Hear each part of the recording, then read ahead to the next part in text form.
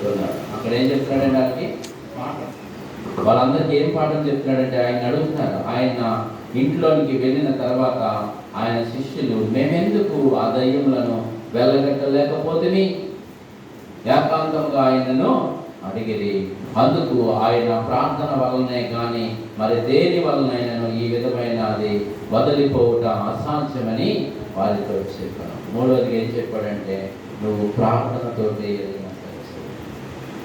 నువ్వు ప్రార్థన లేకుండా ఏమీ చేయవు. బిల్లీ గ్రాహం అంటాడు, ఎక్కువ ప్రార్థన ఎక్కువ శక్తినిస్తుంది, తక్కువ ప్రార్థన తక్కువ శక్తినిస్తుంది అని. నువ్వు ఎంత ఎక్కువ ప్రార్థన చేస్తే అంత శక్తి, నీ ప్రార్థన శక్తి అంత పనిచేస్తుంది. నువ్వు ఎంత తక్కువగా ప్రార్థన చేస్తే అంతే తక్కువగా నీ ప్రార్థనకి శక్తి ఉంటుంది. ఇప్పుడు ఆలోచన చేసుకో, నీ ప్రార్థన దయ్యాలు వెళ్ళగొట్టేటంత అవ్వాలంటే నువ్వు ఎక్కువ ప్రార్థన చేయాలి. నీ ఇంట్లో ఉన్న చీకటి పోవాలంటే, నీ ఇంట్లో ఉన్న పరిస్థితులు మారాలి అంటే, నీ ఇంట్లో ఉన్న నీ పిల్లలు బ్రతుకులు జీవితాలు బాగుపడాలి అంటే నువ్వు ఎక్కువ ప్రార్థన చేయాలి. భక్తుడు అంటాడు, నీ చంటి పిల్లలు మరి క్షేమం కోసం ఉదయకాలాలు లేచి నీ 2 చేతులు ఎత్తి నువ్వు ప్రార్థన చేయి. చంటి బిడ్డలండి, వాళ్ళకి ఏం తెలుసు?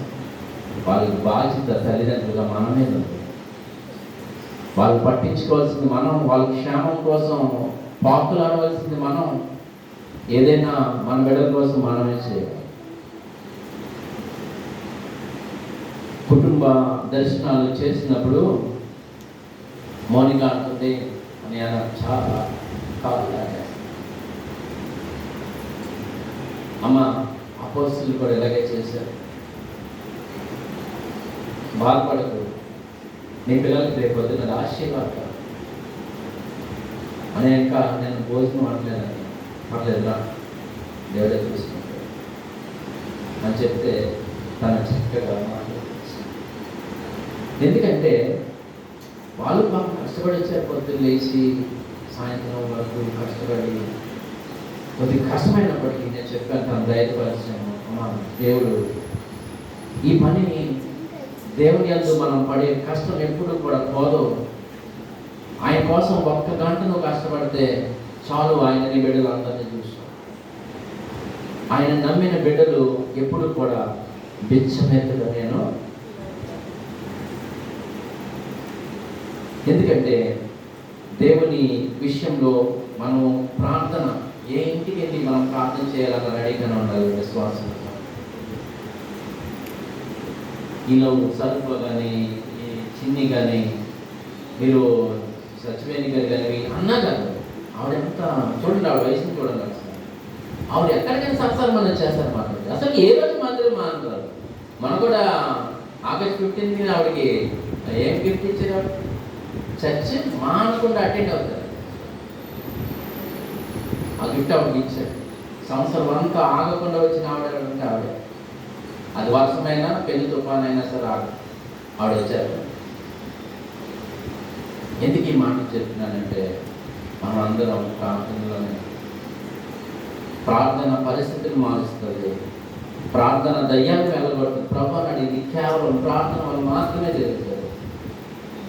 నీ ఇంట్లో ఎటువంటి అనారోగ్యమైన, ఇంకొక ఆవిడ నాకు తెలిసి బాగా, ఆవిడ కాలు ఏదో అయ్యింది,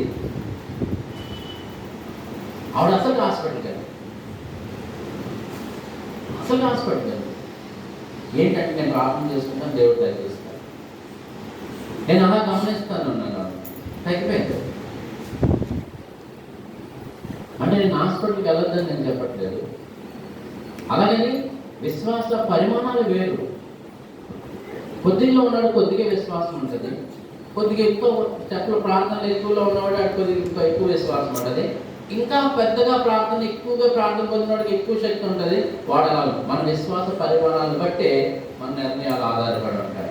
ఇప్పుడు దయ్యాన్ని వెలగొట్టగల విశ్వాసం మీకుందా? ఒకప్పుడు నేను వెలగొట్టాను, ఇప్పుడు వెలగొట్టగలనా? ఏమో నాకు తెలియదు. నా ప్రార్థన దేవుడికి అంగీకరిస్తే తెలిసిపోతుంది దేవుడు. And depending on your prayer, అది నీ ప్రార్థన మీద ఆధారపడి ఉంది. పరిస్థితి ఏదైనా సరే పోవాలి అంటే అది కేవలం నీ ప్రార్థన మీద. ఉదయకాలం తెచ్చి భార్యాభర్తలుగా కలిసి మీరు ప్రార్థన చేస్తున్నారా మీ బిడ్డల కోసం?